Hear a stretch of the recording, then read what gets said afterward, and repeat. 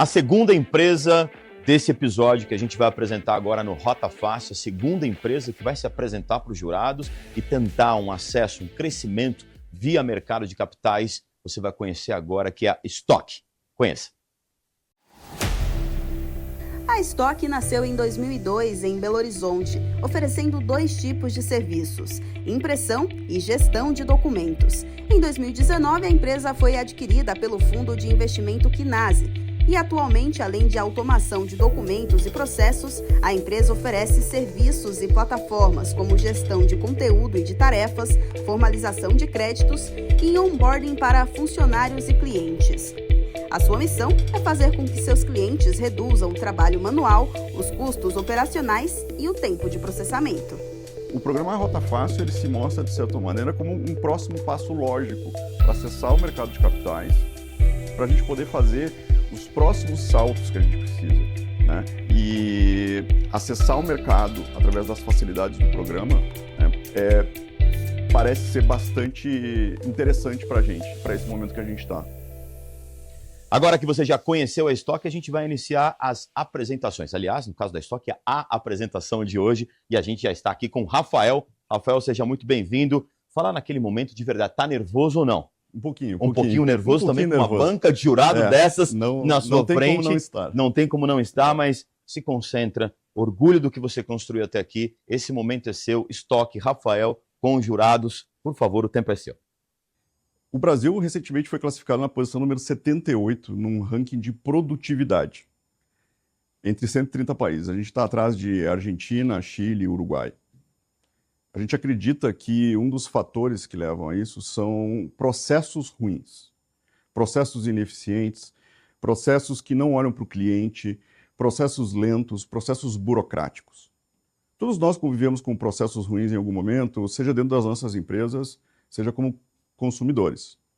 Os processos, eles são a maneira que as empresas organizam o trabalho para gerar e entregar valor. Existem processos simples, como um e-mail com 15 pessoas copiadas para resolver um problema simples, mas também tem processos complexos como os que a Stock atua. Um exemplo é o processo de avaliação para liberação de crédito em grandes instituições financeiras. São processos com muito volume, muitos documentos, muita regulamentação, documentos e informações desestruturadas, consultas a sistemas diversos, e erros podem gerar fraude, perdas financeiras, né, e impactos regulatórios. A Stock acredita que quando os processos melhoram, os negócios avançam. Então, por causa disso, a gente desenvolveu uma plataforma tecnológica proprietária, baseada em inteligência artificial e automação de fluxos de trabalho, que ajuda os nossos clientes a repensarem, digitalizarem e automatizarem os seus processos de negócio, de vários departamentos, de vários tipos. Esses processos, eles ajudam a empresa a fazer mais, fazer melhor e fazer do jeito certo, com uma base de regulação, de compliance e de controles. Alguns dos nossos clientes conseguem reduções, usando a nossa tecnologia, de até 80% no tempo dos seus processos, redução de retrabalho, redução de custo, melhoria da satisfação do cliente e um retorno sobre o investimento de até 7 vezes nos projetos que a gente atua. O Gartner, que é um dos principais institutos de pesquisa de tecnologia no mundo, ele indicou que esse setor de tecnologias para automação de processos cresceu 35% no ano passado. E hoje perfaz mais ou menos 7 bilhões de dólares no mundo. Vai chegar a 21 bilhões de dólares em 2029. Mas esse rigor com que a gente trata a satisfação dos clientes através de processos automatizados, a gente também trabalha dentro da nossa própria gestão. A Stock, ela nasceu há 25 anos atrás. Originalmente como uma empresa de outsourcing de impressão para grandes volumes. Em 2019, a Stock foi adquirida por um dos primeiros search funds do Brasil. Isso permitiu trazer para o nosso conselho investidores internacionais, Estados Unidos, Canadá, Espanha, que hoje compõem o nosso board, e nos ajudaram a ter uma vantagem muito legal, de ter uma governança de nível internacional desde o momento zero. Essa governança se dá hoje através de auditorias, que a gente já tem permanentemente, controles internos, compliance, tudo isso é presente, não é futuro para a gente. A gente tem uma holding, a gente tem também um FIP regulado pela CVM. Essa transformação, essa gestão profissionalizante, essa profissionalização da gestão ajudou a dar esse salto de impressão para a tecnologia. Essa transformação foi tão impactante que, no ano passado, a gente participou e virou 2 cases que hoje são estudados numa das principais escolas de negócios dos Estados Unidos, Kellogg, no curso de MBA, na disciplina de Search Fund. A gente também foi recentemente pauta de um case na Meta sobre o uso de inteligência artificial internamente.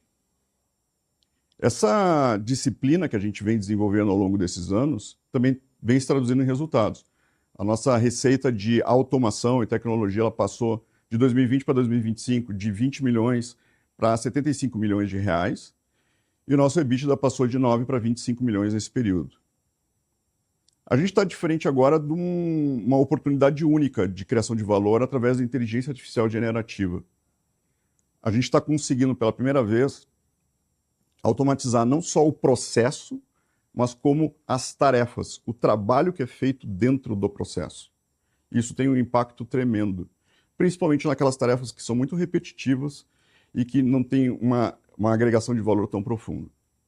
Com isso, a gente tem uma expectativa de ter um faturamento em tecnologia e automação de 96 milhões de reais nesse ano de 2026, prefazendo um total de 130 milhões na companhia em 2026. Dado a nossa gestão, a nossa tecnologia proprietária, o sucesso e a satisfação dos nossos clientes, a gente acredita que a gente está preparado para dar esse próximo passo e o Rota Fácil ele parece o caminho natural para a gente, acessar o mercado de capitais e está preparado para os próximos saltos aí que a gente tem pela frente. Obrigado. Perfeito, Rafael. Rafael, tá tranquilo agora? Tranquilo. Apresentação feita, muito bem. Nossos jurados agora para as perguntas. Começo agora com o nosso Gustavo Cerbasi para fazer as suas perguntas, para depois a gente entender a quantidade de sim e de não que você vai ter no que diz respeito ao crescimento. Gustavo, por gentileza. Legal. Rafael, parabéns pela apresentação. Obrigado. Eu fiquei com dúvida em relação a um ponto, me corrija se estiver errado. Nós estamos falando da Stock. E seria a Stock a empresa a buscar capitais através da Before. E existe um fundo de investimento, um search fund que investiu na Stock e que estaria saindo a partir do momento dessa captação ou não? Não. A gente continua na nossa tese, nós somos tanto sócios do fundo quanto sócios da Stock, né? Então, o plano não é a saída do fundo nesse momento. Na verdade, a gente está ainda na estratégia de crescimento da empresa. Tá. E com relação a estar ou não preparado para o mercado de capitais, eu entendo que se houve uma governança suficiente para a gestão de um fundo, eu acredito que toda essa consultoria, que seria um dos prêmios, né, para as empresas que passarem por essa fase do programa, vocês já estão até adiantados no processo. Então não vou nem questionar se estão ou não preparados, mas eu queria entender um pouco melhor a tese a ser oferecida para o investidor. O investidor ele espera o quê? Qual que é o ritmo de crescimento, projeções, essa captação de recursos vai ser usada para que tipo de investimento no negócio? Ótimo. Hoje a gente tem uma estrutura ativa de M&A. Então a Stock ela já fez um M&A em 2023 com a aquisição de uma empresa de tecnologia. A gente está em vias de fechar uma nova aquisição e a gente está trabalhando num processo de consolidação e fortalecimento de empresas com sinergia no nosso negócio, né? E isso tem sido uma vertente, uma avenida que a gente tem trabalhado. A outra avenida que a gente procura através do acesso ao mercado de capitais também é buscar internacionalização.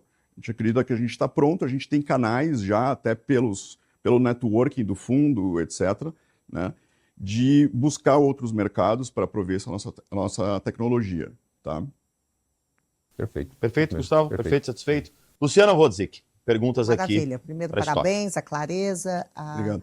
ter trazido os números, mas ainda eu tenho algumas dúvidas em relação à questão financeira. Primeiro, eu queria entender o seguinte: essa receita, esse crescimento, qual o percentual que é receita recorrente e o que veio através desses M&As? Essa é uma primeira pergunta. E entender que, pelo estudo, os dados que chegaram para a gente em 2024, parece que teve prejuízo. Se isso foi pontual ou se isso vem recorrente no ciclo da estoque.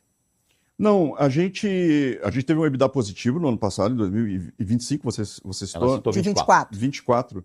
Não, a gente tem tido um EBITDA positivo, a gente tem uma dívida que está sendo controlada, né, que foi utilizada para aquisições e para outras coisas.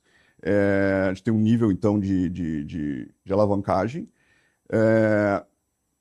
Hoje, a outra pergunta que você fez... Foi o crescimento da receita, né? Que você falou que você saiu de 25 para 90, mas me parece que foi através de M&As. Qual que é a receita que é recorrente e o que não é que foi através de M&As? Hoje, mais ou menos, vou te dizer que 70% da nossa receita é recorrente, né? Então, nosso principal produto vendido é software, é tecnologia, e isso é vendido através de assinatura, tá? Então, todos os contratos, eles são recorrentes.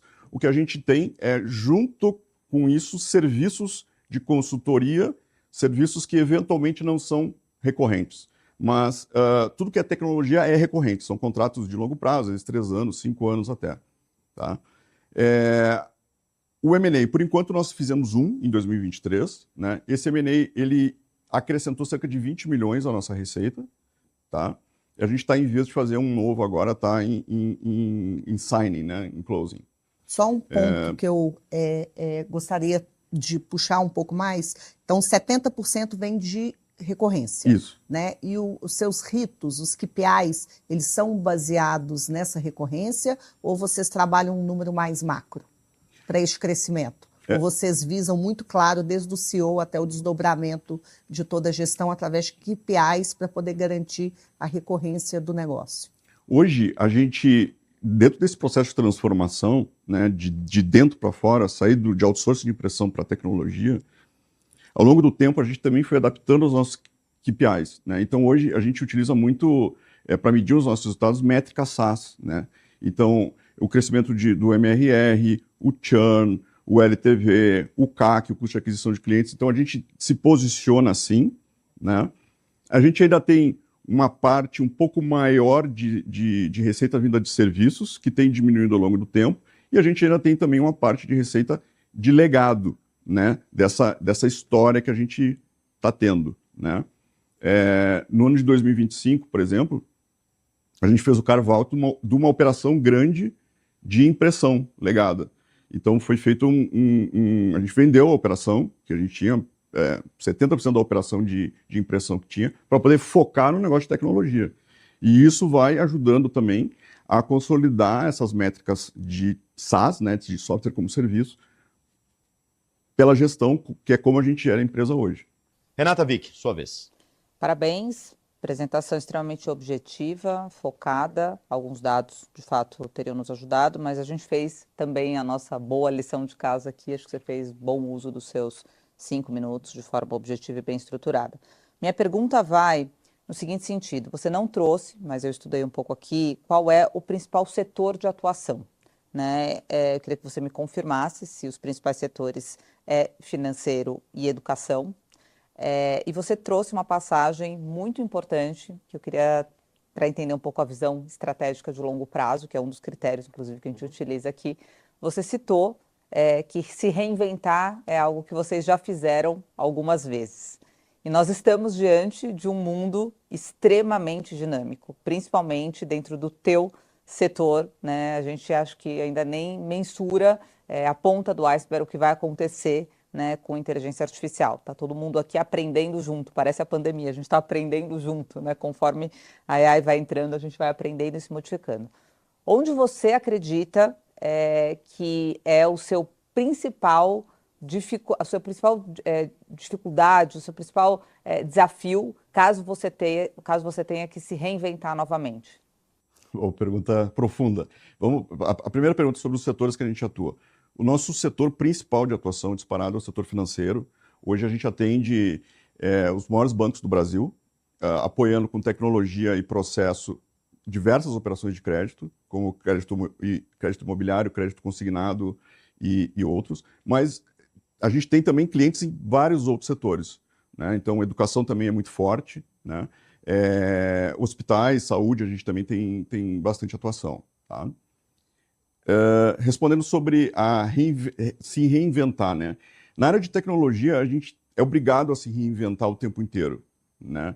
E a emergência da inteligência artificial, ela vem como, por um lado, uma oportunidade para a gente e, em alguns aspectos, também uma ameaça para a gente, né? Novos players entrando, o modo como os processos são executados estão mudando, né? Então, a gente está investindo muito nisso aí. A gente tem hoje uma diretoria de inteligência artificial que está comigo, né? A gente tem uma equipe focada só em treinamento de modelos, em aprender com os grandes players o que eles estão fazendo, estão acompanhando isso, né? E a gente tenta, apesar de ter um porte um pouco maior, a gente ainda tenta se portar muito como uma startup, né? E buscar esse dia 1 todos os dias, de estar aberto a mudar e trazer isso, esse elemento de inovação todos os dias dentro da empresa. Uma última pergunta, só para fechar aqui o raciocínio. Existe uma concentração muito grande em um único cliente ou a carteira está bem pulverizada? Não. Eu diria que hoje está bem pulverizada. Tá? Tá bom. Não é um assunto que a gente... Em termos de receita recorrente, é importante Sim, claro. entender se Às vezes depende, não tem uma 70%, 80% concentração muito da grande renda em em um um único cliente. cliente, né? Ok, Exato. Perfeito. Satisfeito, Renato? Satisfeito? satisfeito. Rogério Salome, por favor, as suas considerações. Rafael, parabéns aí pela sua apresentação. Eu estou entendendo que você tem um produto, é um sistema que você vende, é um SaaS por recorrência. Esse é o foco do negócio. Esse é o principal, junto com projetos consultivos, né? Integrações pesadas com outros softwares, porque a gente adapta isso para o processo do cliente, principalmente quando a gente está falando de processos muito grandes e complexos, tá? Tá, então a Stock tem um produto, que é esse produto SaaS, e ela também, a gente pode dizer que ela é uma software house ou ela é uma consultoria tecnológica para outros serviços? Não, ela não é uma software house e é uma consultoria tecnológica para implantação de processos melhores. Então a gente usa a nossa Mas que tecnologia. não necessariamente utilize o produto. Não, sempre vai usar nosso produto. Sempre com o A seu base produto. é nosso produto. Então sempre vai ter o recorrente ali, né? Mas hoje, cada vez mais, os processos eles estão rodando em muitos lugares, né? Então está rodando no RP do cliente, está rodando num software terceiro de um outro fornecedor, está rodando no WhatsApp quando a gente está falando de atendimento ao cliente. Então a gente trabalha muito com essa questão de integrar partes diversas para conseguir construir um processo robusto para o cliente. Tendo como foco o sistema que você Tendo como foco a nossa plataforma. Sempre tem a nossa plataforma e o licenciamento da plataforma. Tá. Você falou que em 2025 faturou 75 milhões, com 25 milhões de EBITDA, foi isso? Sim. Não. Nosso faturamento em 2025, ao todo, foi 110 milhões. 75 milhões foi de automação e tecnologia, que é esse movimento de transformação que a gente está. Né? A empresa originalmente era uma empresa de impressão e que a gente tem, aos poucos, né, feito essa transformação por dentro. Tá bom. E se tratando de um produto de recorrência, quantos clientes ativos você tem hoje e qual é o churn da companhia? A gente tem cerca de 500 clientes, tá? A maioria são clientes que a gente classifica como enterprise, são clientes maiores, tá? E em termos de churn, a gente hoje mede MRR churn, logo churn, etc., mas está por volta de 1,2 ao mês. Tá? Tá muito bom. Ok. Perfeito, Rogério? Perfeito. Temos agora a pergunta para eles do sim ou não para a gente compor o nosso painel de pontuação. Então é o momento agora, depois das suas respostas, descobrir quantos sim a gente vai ter, quantos não a gente vai ter. E para inverter um pouquinho agora, eu começo com Luciana Wodzik. Vamos lá, sim ou não para Stock? Como eu falei, você trouxe uma visão do negócio, trouxe os dados, os números. Você é um CEO que está muito dentro do negócio, um CEO fundador muito dentro do negócio. Tem processos muito bem estabelecidos, trabalha com KPIs, parece que busca aí uma governança. Então, sim, você está apto aí para poder acessar esse mercado de capitais. Muito obrigado. Perfeito. Gustavo Cerbasi, agora do outro lado aqui da banca, sim ou não para o crescimento via mercado de capitais da Stock aqui representado pelo Rafael? Rafael, eu tinha comentado já durante a minha pergunta que do ponto de vista da formalização a participar do mercado, vocês estão bem avançados. Com relação à atratividade para o investidor, eu acho que a tese é bem interessante porque tem investidor que vai ter um apetite pelo negócio, o core de vocês, que é o serviço tecnológico, para uma carteira de clientes interessante, o mercado financeiro, por exemplo, que é bem robusto, atravessa as crises com consistência, e vai ter investidor interessado nessa tese de expansão em degraus, com fusões e aquisições, reinvenções. Então, meu sim é convicto de que vocês vão ter um negócio interessante, não só para o investidor, mas para o mercado também. Muito obrigado. Perfeito, 2 já, hein? Vamos lá. Rogério Salume, sim ou não? Rafael, o meu voto é sim. Eu acho que a sua empresa, o seu negócio, ele está muito aderente com o que a gente tem visto aí de valor, né? Empresas de tecnologia com valor, falando de SaaS, falando de recorrência, um churn muito baixo, né? Eu acho que tem um grande desafio no crescimento da empresa de manter esse churn baixo, porque recorrência, ela é sucesso com churn baixo e ela morre com churn alto. Esse é o principal KPI de qualquer empresa que trabalha com recorrência. Eu acho que vocês estão sob controle, tem gestão, tem governança. Eu acho que o próximo passo natural, como você bem disse, é alcançar o mercado de capitais. Olha o Rafael ficando feliz aqui, hein? Muito obrigado. Renata, Vicky, vamos ter 4 e uma unanimidade aqui hoje ou não? Vamos ter uma unanimidade. Olha Parabéns, Rafael. Realmente, eu acho que tem ainda, como meus colegas aqui trouxeram, as lacunas são muito menores do que o que você já avançou.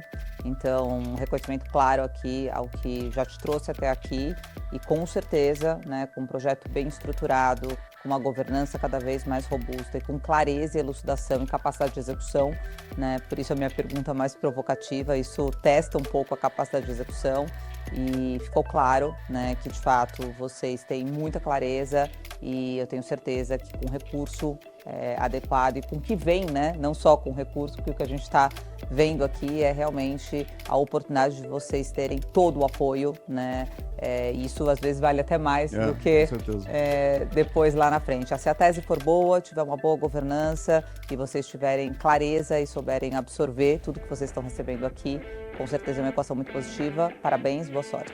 Obrigado, muito obrigado. Rafael, 4 sim aqui, hein? 4 sim, parabéns aí pela sua apresentação, parabéns pela Stock. Muito feliz. Fica aqui um pouquinho que a gente agora vai dar uma olhada no painel de pontuação, como é que ele está depois da Stock aqui que foi apresentado.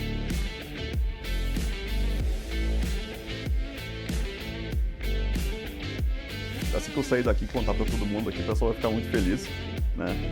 A gente é originalmente de Belo Horizonte, então tem um monte de gente torcendo lá, esperando no WhatsApp agora para saber como é que foi. Tô louco para contar.